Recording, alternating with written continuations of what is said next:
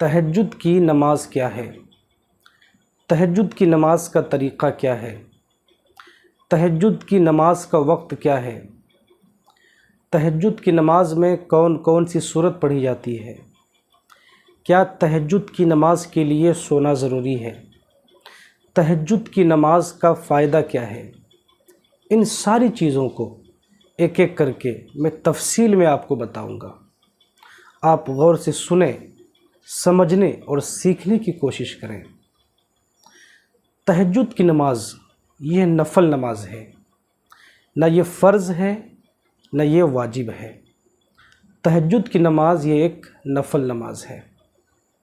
اس کا وقت یہ ہے کہ آپ عشاء کی نماز پڑھ کر سو جائیں، پھر اس کے بعد جب بھی آپ کی آنکھ کھلے، فجر کا وقت شروع ہونے سے پہلے سحری کا ٹائم ختم ہونے سے پہلے آپ جب بھی نفل نماز پڑھیں وہ آپ کی تہجد کی نماز ہوگی۔ اور سب سے بہتر اور سب سے عمدہ وقت وہ سحری کا وقت ختم ہونے سے پہلے کا جو وقت ہوتا ہے وہ سب سے بہتر اور سب سے افضل ہوتا ہے۔ تہجد کی نماز کا طریقہ کیا ہے؟ تہجد کی نماز کا وہی طریقہ ہے جو دوسری نفل نمازوں کا طریقہ ہے۔ جس طریقے سے آپ دوسری نفل نمازوں کو پڑھتے ہیں اسی طریقے سے آپ تہجد کی نماز بھی پڑھیں۔ تہجد کی نماز کے لیے الگ سے کوئی طریقہ نہیں ہے۔ تہجد میں کتنی رکعت نماز پڑھی جاتی ہے؟ تو تہجد کی کم سے کم 2 رکعت ہے، اور رسول پاک صلی اللہ علیہ وسلم سے 8 رکعت ثابت ہے۔ اب یہ آپ کی مرضی ہے، آپ چاہے 2 رکعت پڑھیں، چاہے 4 رکعت پڑھیں، چاہے 6 رکعت پڑھیں، چاہے 8 رکعت پڑھیں۔ اور بعض بزرگوں سے 12 رکعت تک تہجد کی نماز ثابت ہے۔ بعض بزرگان دین 12 رکعت تہجد کی نماز پڑھا کرتے تھے۔ تہجد کی نماز میں کون کون سی سورت پڑھی جاتی ہے؟ تو تہجد کی نماز میں وہ تمام سورتیں پڑھی جاتی ہے جو دوسری نفل نماز میں پڑھی جاتی ہے۔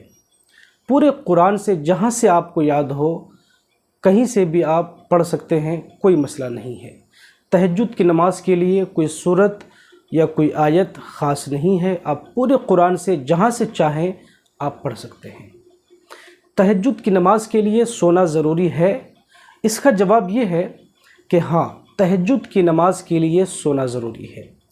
چاہے آپ تھوڑے ہی دیر کے لیے کیوں نہ ہو، آپ سو جائیں، پھر اٹھ کر کے جو آپ نفل نماز پڑھیں گے وہ آپ کی تہجد کی نماز ہوگی۔ اگر آپ رات بھر جاگتے ہیں اور پھر نفل نماز پڑھتے ہیں تو وہ آپ کی نفل نماز تو ہوگی لیکن تہجد کی نماز نہیں ہوگی۔ تہجد کی نماز کا فائدہ کیا ہے؟ تہجد کی نماز کا فائدہ یہ ہے کہ آپ تہجد کی نماز جس مقصد کے لیے پڑھیں گے اس مقصد میں آپ یقیناً کامیاب ہوں گے۔ گھر میں پریشانی ہے، گھر میں مصیبت ہے، ٹینشن ہے، اولاد کی شادی نہیں ہو رہی ہے، کاروبار میں دقت ہے، روزگار میں دقت ہے، ان ساری چیزوں کا علاج تہجد کی نماز میں ہے۔ آپ راتوں میں اٹھ کر جب پوری دنیا سو رہی ہو، آپ اس وقت رب کی بارگاہ میں سر جھکا کر تہجد کی نماز ادا کریں، پھر رب کی بارگاہ میں دل سے آنکھوں سے آنسو بہا کر رو کر اپنے فریاد، اپنے دکھڑے سنائیں۔ یقیناً پروردگار عالم آپ پر رحم و کرم کی بارشیں نازل فرمائے گا اور آپ کے سارے دکھ درد پریشانیوں کو دور فرمائے گا۔ ہر بیماری کا علاج، ہر ٹینشن مصیبت کا علاج تہجد کی نماز میں ہے۔ آپ دل سے تہجد کی نماز پڑھیں۔ اگر آپ دل سے تہجد کی نماز پڑھنے کے بعد دعا کریں رب کی بارگاہ میں، یقیناً آپ کی دعا رد نہیں کی جائے گی، آپ کی دعا قبول کی جائے گی۔ جب رات میں اٹھ کر بندہ اپنے رب کو یاد کرتا ہے، اللہ تعالیٰ اس بندے کے یاد کرنے کو بہت پسند فرماتا ہے۔ اور اللہ کے نبی صلی اللہ علیہ وسلم کثرت کے ساتھ، ترتیب کے ساتھ تہجد کی نماز پڑھا کرتے تھے۔ صحابہ کرام تہجد کی نماز ادا کرتے تھے، اور خود اللہ کے نبی صلی اللہ علیہ وسلم حضرت فاطمہ رضی اللہ تعالیٰ عنہ حضرت علی رضی اللہ تعالیٰ عنہ کو بیدار فرماتے تھے تہجد کی نماز کے لیے۔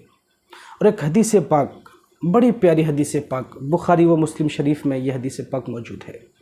حضرت ابو ہریرہ رضی اللہ تعالیٰ عنہ سے مروی ہے۔ حدیث پاک کا مفہوم یہ ہے کہ ہر رات کے آخری پہر میں اللہ تعالیٰ آسمان دنیا پر خاص تجلی فرماتا ہے اور ندا فرماتا ہے، کون میرا بندہ ہے جو مجھ سے مغفرت چاہے، میں اسے بخشش کا پروانہ عطا کر دوں۔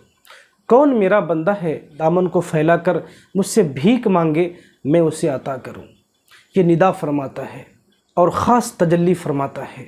اس وقت جب ہم اٹھ کر رب کی بارگاہ میں رو کر اپنے دکھڑے سنائیں گے، یقیناً پروردگار عالم جو اپنے بندوں سے 70 ماؤں سے زیادہ پیار کرتا ہے، ہمارے دکھ درد سارے پریشانیوں کو دور فرمائے گا اور ہمیں راحت و سکون نصیب فرمائے گا۔ آپ تہجد کی نماز پڑھنے کا عادی بنیں، اپنے گھر والوں کو بھی تہجد کی نماز پڑھنے کا عادی بنائیں۔ اللہ تعالی ہم سبوں کو تہجد کی نماز کا عادی بنائے۔